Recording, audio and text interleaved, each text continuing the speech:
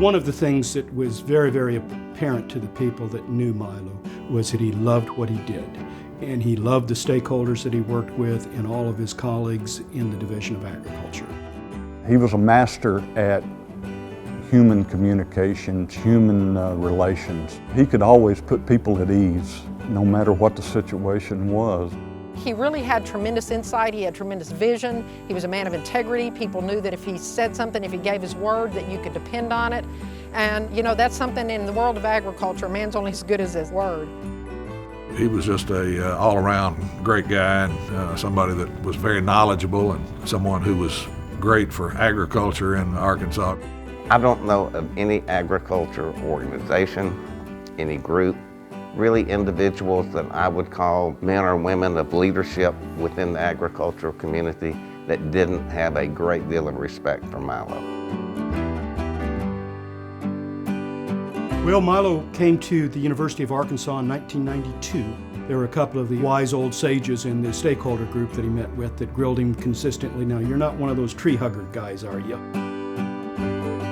Like many universities, we had lots of difficulties in keeping up with the modern infrastructure that we need to really run world-class operations.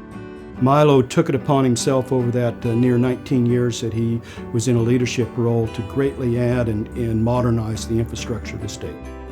He really solidified the role and the reputation for the Division of Agriculture, not only in the University of Arkansas system, but statewide. Milo really had a passion for his job. He had a passion for agriculture. If a 5,000-acre soybean and corn farmer had a problem, if a farmer had 1 acre of blueberry bushes and had a problem, he wanted the division involved to try to help. Milo always had that steady hand. He knew how to relate to people, whether they were a local farmer or whether they were a 4-H mother or whether it was a state legislator. He just seemed to know how to relate to people in a manner that was effective, efficient, and yet in a way that was humorous. He lifted me up and made me better and more effective at the job I did, and was always there for good advice and guidance. He just made me a more effective leader. Anything positive that happened in agriculture during the 20 years Milo was with the U of A system, he had a hand in and a positive impact on it. It was a joy to work with him, and I will always be deeply grateful for the opportunities that he gave me to just follow around behind him.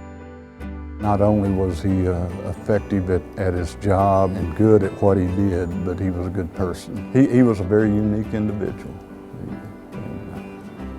Proud to call him a friend.